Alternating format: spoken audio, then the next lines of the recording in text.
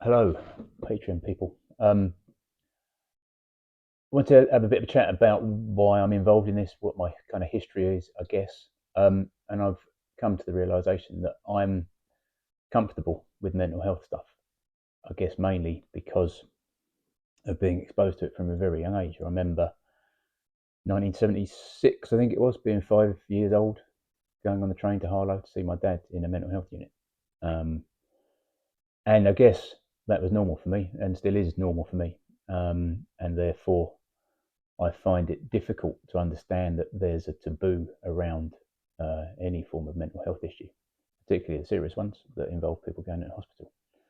Um, and when Jim mentioned the suggestion of doing this, I jumped at it because I want to be able to make it possible for people to talk about mental health stuff.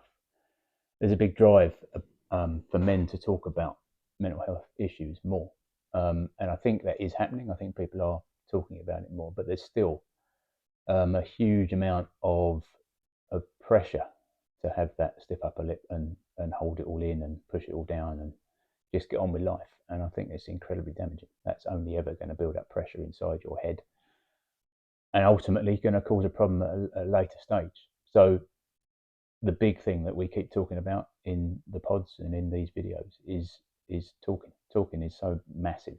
Um, as Jim has said before, we started chatting on a Sunday morning about various things, stuff that was troubling us, um, stuff that was going on in our lives, and quickly realised that we do have different opinions on things, but different angles on things, and listen to each other and learn from each other. And the more people talk about stuff, the more people open up, the more people will learn about um, the struggles that other people face. There's a book that I think I might have mentioned before called Feel the Fear and Do It Anyway. It's a bit of a self-help book.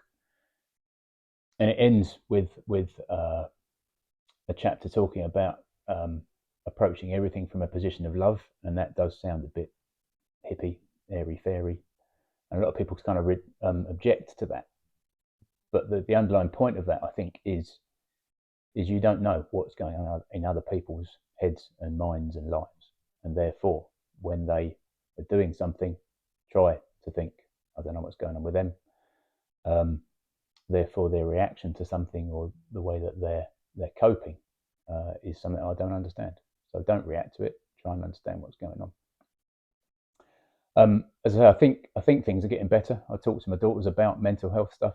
They seem as a generation below me to be more comfortable talking about it, and that's amazing. But definitely, people of my generation, 40s, 50s, 60s, still have this thing in the back of their head that they've got to be the man and not open up and not be comfortable talking about stuff. But I think it is vital.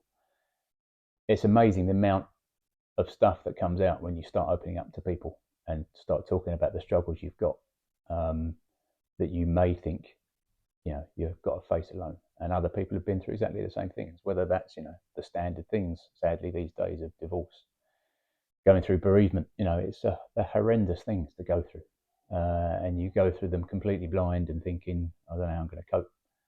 I tell you now, if you can talk to someone about it, um, you will find that people get through it. I'm now probably in the best shape of my life physically and mentally that I've ever been, having been through a lot of life's traumas. Um, at one point, I was thinking of writing a book called Normal Life Fucks You Up, because most of my trauma, all of my trauma, I guess, is pretty normal stuff. Going through divorce, going through bereavement, going through being made redundant, all of these things that certainly when they come along in a short period of time, mess your head up completely. And you struggle to cope. And I think that's a big thing of mental health issues. It is just struggling to cope, and there's no harm, there's no problem with struggling. Right? We all struggle with all sorts of things, um, and you just need to reach out and help. And hopefully, these chats that Jim and I have had in his workshop on a Sunday morning have helped us, and hopefully the chats that we have on here and on the pods will help other people. It's what it's all about. It's about talking, making it normal to better talk about it, rather than trying to cope on your own, trying to just sort of, as I say, push it all down. Because you push stuff down, it's going to explode at some point, and it's going to mess your head up. So yeah, that's kind of where I come from, I guess. Deep uh, depression that my dad went through, and coping with that, and watching it happen, and being helpless to sort of do anything about it. But even as a kid, I I always kind of, I don't know why, instinctively, I guess I was always kind of caring for him. I always sort of looked at him with, well, he was my hero in lots of ways, but I was always very sympathetic to his problems. Um,